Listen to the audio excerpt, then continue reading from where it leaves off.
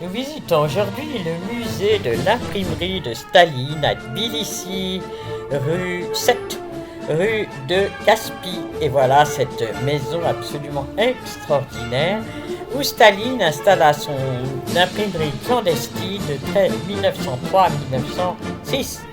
Nous voilà toutes les deux, Tinatine et moi, qui m'accompagnent devant la maison et surtout à côté devant cette petite cabane, car c'est à partir de là que tous ces communistes convaincus qui voulaient faire chuter le tsar et toutes les monarchies passaient par là pour imprimer. Et voilà le schéma, vous voyez la petite cabane où nous sommes à gauche, le puits de 11,50 m, ensuite il fallait à quatre pattes dans ce petit tunnel, remonter par une échelle, par cet autre tunnel, pour arriver dans la salle de l'imprimerie. Regardez ce premier puits par lequel il fallait descendre pour bien arriver à la salle secrète. Il y a maintenant un tuyau. Regardez maintenant la maison d'à côté. Tinatine et moi descendons par l'escalier construit par les communistes en 1930. Quand ils décidèrent de transformer cette maison imprimerie abandonnée en un musée. Et voilà la vieille grille et nous arrivons dans la fameuse salle de l'imprimerie. Vous voyez une trappe en haut et là la date, Hambourg 1893. Alors vous voyez cette pauvre machine totalement usée, imprimante, et par ce petit tunnel, c'est là que l'on prenait l'échelle pour descendre, marcher à quatre pattes dans l'autre tunnel et remonter de l'autre côté afin de ne pas être vu ni pris. Voilà cette machine. Entre le moment où elle a été abandonnée 1906 et 1937, elle a été dans l'eau parce que dès qu'il y a des grosses averses, l'eau remontait dans cette salle. Et donc voilà la maison dans laquelle nous montons. Et là, dans la première pièce, il y a le regard par lequel on pouvait voir cette fameuse imprimante lorsqu'il y avait trop d'eau dans la salle. Georgian, Armenia, Russian letters, paper, Ah, ça va. Ah oui, c'était les premiers Xerox.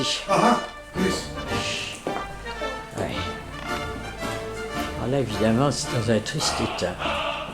Oh, et celui-là, c'est quoi, la Pravda, non? Yes, Pravda, yes. Ah, voilà la Pravda. Dans une autre pièce, la chambre de Staline. Le voilà, jeune homme, la photo est quand il était tout jeune en 1903. Et là, en dessous, son lit dans lequel il a donc dormi et habité pendant 3 ans. Puis les livres, sa bibliothèque et tous les... la faucille, le marteau, enfin tous les emblèmes du Parti communiste. Et nous voilà, Tinatine et moi, assis sur le lit de Staline.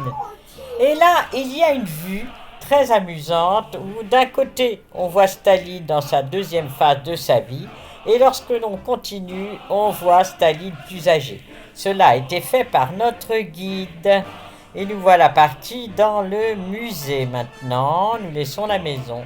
Et voilà toute l'histoire de ce parti communiste qui a vraiment commencé dans ce lieu même. Le musée a été visité par des gens très célèbres comme Indira Gandhi, comme l'actuel président chinois. Vous regardez sur le mur dans quel état est cette pauvre maison où rien n'a bougé depuis 1937. Voilà les originaux, les tracts d'origine qui ont été imprimés dans ce lieu. Voilà la Révolution en marche. Toujours Staline, le voilà passionné par ses écrits. Et puis, les journaux, voyez la Pravda, le journal, le premier de la Ici, c'est Staline avec le ruban rouge, là, du 1er mai, parce que cela a été était la Pravda du 1er mai. Voilà, Staline avec Molotov, son collaborateur. Ce jour-là, 1906, le tsar a su où se trouvait cette imprimerie clandestine, et voilà la police qui vient anéantir ce lieu. Voilà, et arrêter surtout les dirigeants. Là, c'est un peintre moderne qui a mis toute sa passion pour le Parti communiste et tout, voilà, le Parti communiste qui va conquérir le monde, vous voyez, sur cette voiture. Dans une autre pièce, Lénine et Staline, et là, la conférence de Potsdam. Et dans un autre bureau, qui paraît-il a été celui de Staline, voilà les drapeaux de l'Union soviétique et le drapeau de la Géorgie communiste. Là, ce sont les alarmes pour le cas où la police arriverait. Et là, c'est notre guide qui est colonel du KGB, fier. Au mur, c'est son chef, le général du KGB, sous les ordres duquel il a servi 25 ans. Et pour lui, le communisme est encore ce qu'il y a de meilleur au monde.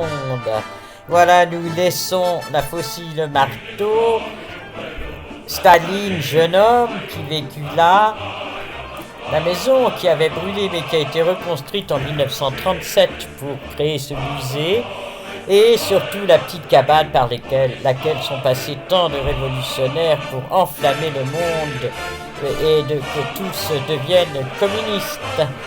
Notre guide tellement enthousiaste nous a donné de Pravda. En tout cas, a convaincu Tinatin que la Pravda, c'est-à-dire la vérité, est vraiment le journal qu'il fallait lire.